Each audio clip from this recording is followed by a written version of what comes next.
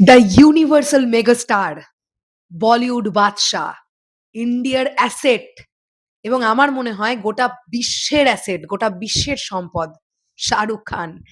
শাহরুখ খানের কিং আসছে এবছর এবং একটু ইন্টারনেট ঘাটাঘাটি করলে দেখবেন প্রতি সপ্তাহে মিনিমাম ২ থেকে ৩টে করে আপডেট আপনি কিং কেন্দ্রিক পাবেন। এরকমও তো হয় কোনো দিন প্রত্যেক দিনও আপডেট পাওয়া যায় কিং এর। এইটাই শাহরুখ খানের ম্যাজিক। কিং সিনেমাটা রিলিজ করার আগেই ৪৫০ কোটি টাকার ব্যবসা করে ফেলেছে। ইয়েস! এমনটাই জানতে পারা যাচ্ছে। হ্যালো এভরিওয়ান, আমি পৌশালী। চলে এলাম আরো একটা নতুন ভিডিও নিয়ে। আশা করছি আপনারা সকলে ভীষণ ভালো আছেন। একদিকে কেকেআর এর খেলা চলছে। আজকেও কেকেআর এর খেলা আছে আমরা জানি। তো প্রচুর সাপোর্টার কেকেআর এর, এটা নিয়ে তো কোনো ডাউট নেই। আর আজকে নাকি জানতে পারা যাচ্ছে শাহরুখ খান স্বয়ং উপস্থিত থাকবেন। কাজেই কি হতে চলেছে ম্যাচটাতে আপনারা বুঝতে পারছেন। তারই মধ্যে এরকম একটা সুন্দর খবর আমার কাছে এলো, যেটা আপনাদের সঙ্গে শেয়ার করতে চাই। চলুন একদম দেরি না করে ভিডিওটা শুরু করা যাক। কিভাবে রিলিজের আগেই ৪৫০ কোটি টাকার ব্যবসা হয়ে গেছে কিং এর জানতে পারা যাচ্ছে। এখানে জানতে পারা যাচ্ছে ডিজিটাল ওটিটি রাইটস ৩০০ কোটি টাকা কিং এর। ডিজিটাল ওটিটি রাইটস ৩০০ কোটি টাকা। স্যাটেলাইট বা টেলিভিশন রাইটস ১১০ কোটি টাকা এবং মিউজিক রাইটস ৪০ কোটি টাকা।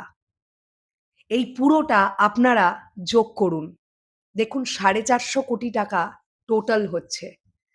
তার মানে আমরা পাচ্ছি কি ওটিটি রাইটস ৩০০ কোটি টাকা, স্যাটেলাইট রাইটস ১১০ কোটি টাকা আর মিউজিক রাইটস ৪০ কোটি টাকা।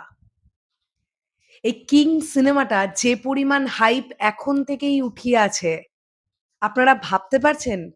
জাস্ট দুর্গাপুজোটা ক্রস করবে আর এই সিনেমাটার হাইপ কোথায় উঠবে, কারণ এটা বড়দিনে রিলিজ।